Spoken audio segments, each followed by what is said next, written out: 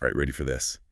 We're going deep into Earth's biggest extinction mystery today. It's like a paleontological whodunit. Right, and we're the detectives. Okay. We're talking the Permian-Triassic extinction event, Otherwise known as... the Great Dying, Yeah. and it wiped out. Oh, a staggering amount of life. I mean, nearly 96% of marine species. And about 70% on land. That's not just like a dip in the numbers. Yeah. It's like hitting the reset button on the entire planet. It really is. So what's so crazy about this extinction is that it wasn't just one single event. No, not at all. Right. It was a series of blows. Over a very long period. Creating this, like, domino effect. Exactly, a domino effect of environmental disasters. And the prime suspect. Our prime suspect is the Siberian Traps eruptions. Oh, volcanoes. Volcanoes, but not just erupting for a few days. Right. Potentially millions of years. Millions of years. Okay, now that's insane. Yeah. We're not talking about your average volcano here. Not at all. No.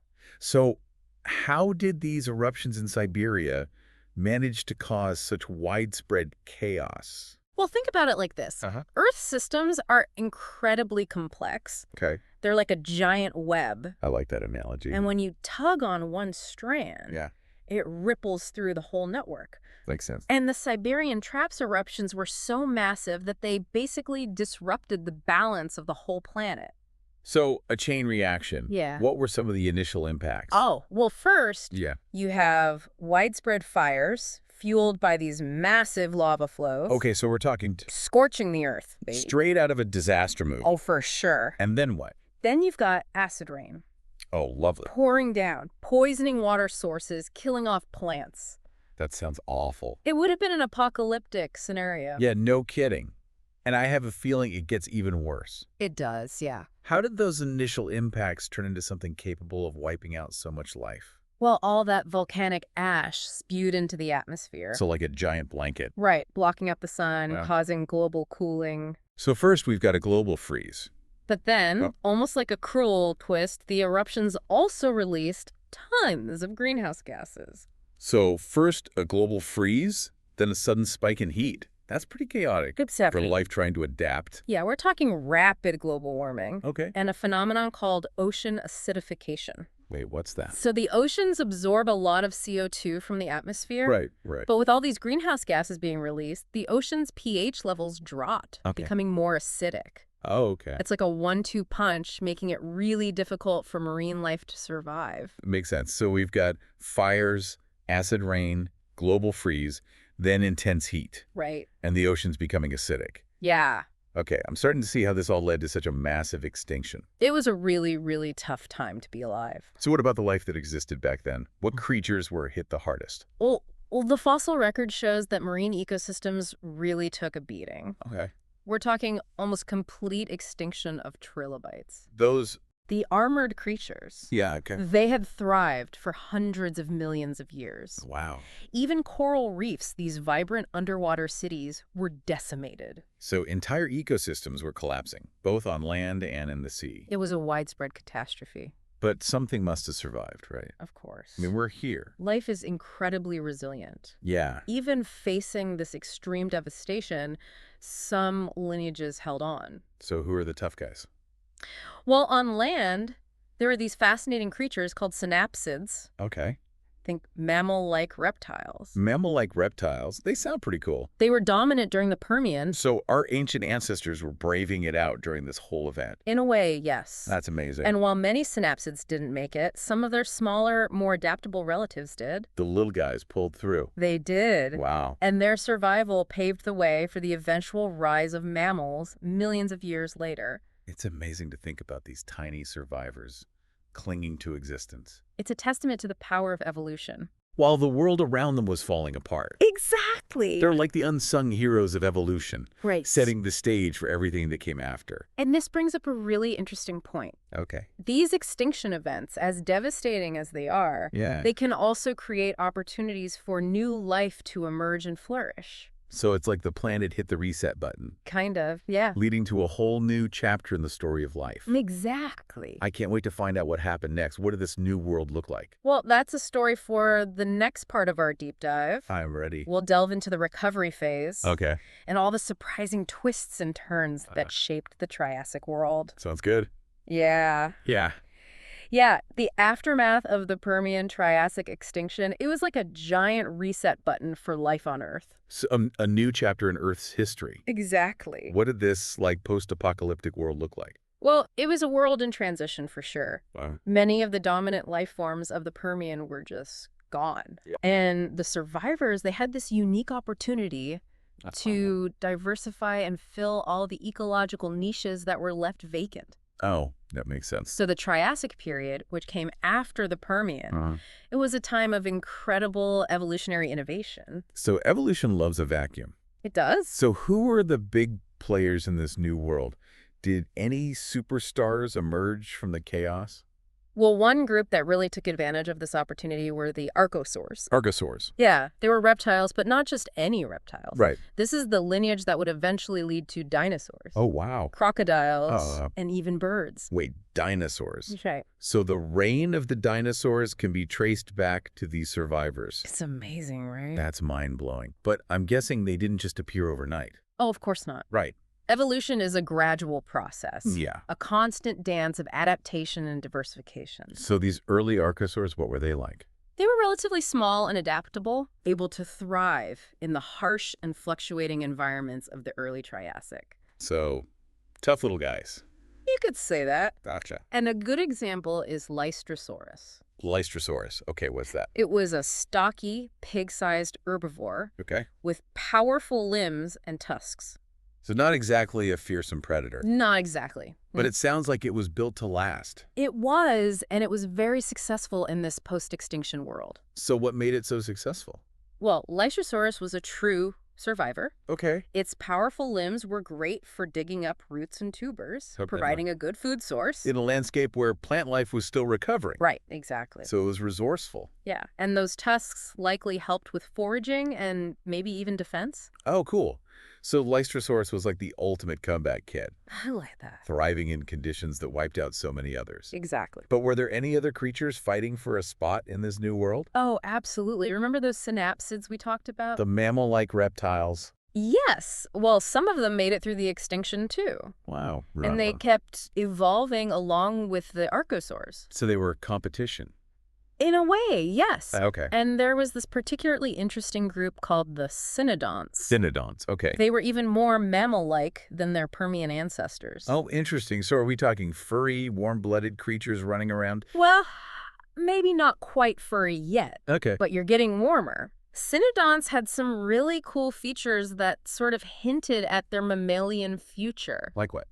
They had differentiated teeth, Okay. which suggests a more varied diet than their ancestors, and some scientists even believe they might have had hair. Wow. So our distant mammalian cousins were already on the scene, It seems so. sharing the world with the ancestors of dinosaurs. That's right. That's amazing. It's like two different branches of the evolutionary tree, Yeah. both reaching for the top. It's fascinating, isn't it?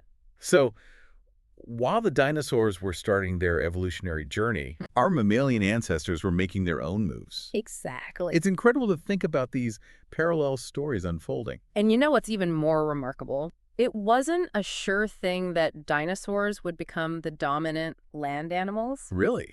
The Triassic was a time of evolutionary experimentation. Okay. Different lineages were trying out different body plans and lifestyles. So if things had gone a different way, we might be living in a world ruled by cynodonts. It's a possibility, but in the grand evolutionary lottery, the dinosaurs won out. That's wild. What gave them the edge? It's a complex story, and Yeah. we're still learning a lot about the rise of the dinosaurs. I can imagine. But a few factors probably played a role.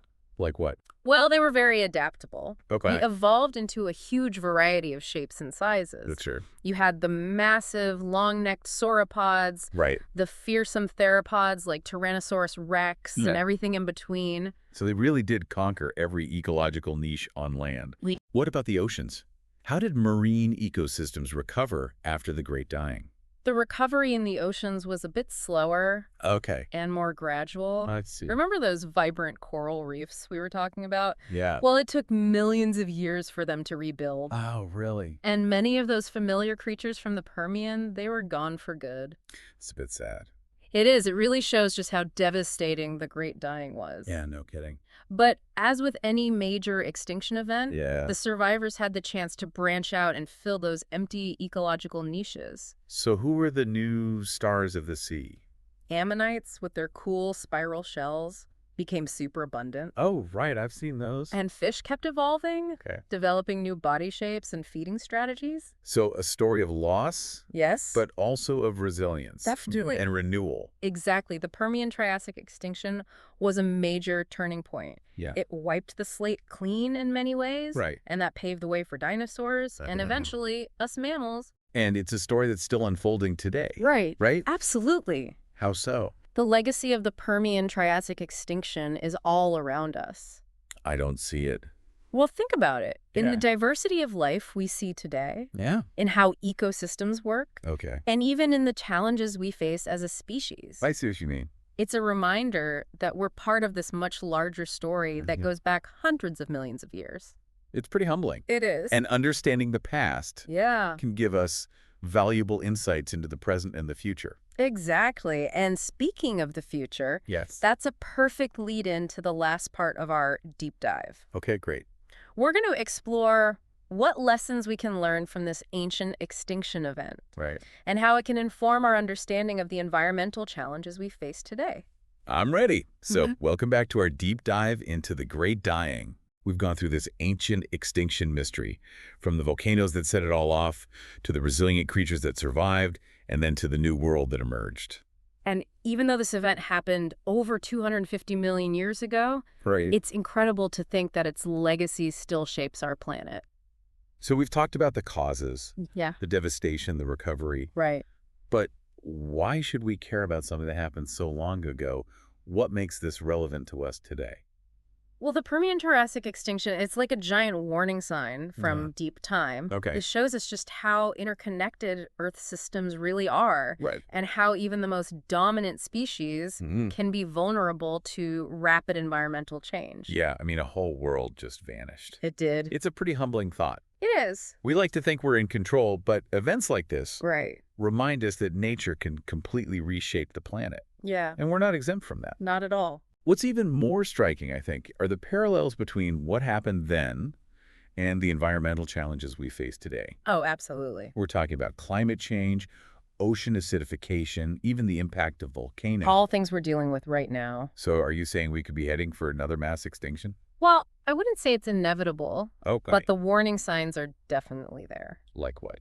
Well, the rate of species extinction today is very high. Yeah. Largely because of us. Humans. Yeah. Habitat destruction, pollution, climate change. Right. They're all putting pressure on ecosystems. All around the world. Exactly. There's a Permian-Triassic extinction. Yeah. It's not just an ancient history lesson. No. It's a story that has direct relevance for us. For our present and our future. Okay, so by understanding the past, Right. can we learn how to deal with the problems we're facing today? I think so. How? By studying these past extinction events, we get really valuable insights, how ecosystems respond to stress, and how life adapts and evolves when faced with adversity. We can learn what makes ecosystems more resilient, Yeah. what makes them collapse, Right. how long it takes for life to recover. Wow. It's like a window into deep time, I like that. seeing those echoes of the past reflected in our present. So the Great Dying, despite all the destruction, Yeah. it's also a story of resilience, of life's ability to bounce back, Right. even after the worst possible events. Exactly. So as we wrap up our deep dive, what's the one thing you'd like our listeners to think about? I think the key takeaway is that we have the power to shape the future of life on Earth. Okay. The Permian-Triassic extinction. Yeah. It reminds us that our planet is precious, Right. and the choices we make today Mm-hmm. will have consequences for generations to come. It's a powerful message, It is. and one that's worth reflecting on. Yeah. The Great Dying, with all its devastation, Uh-huh. ultimately led to new and diverse ecosystems, including our own. It's a reminder that even when facing huge challenges, life finds a way. It does. Thanks for joining us on this journey through time. It was my pleasure. We encourage you all to keep exploring this fascinating world of paleontology Yeah, and what we can learn from it. for sure. Until next time, keep diving deep.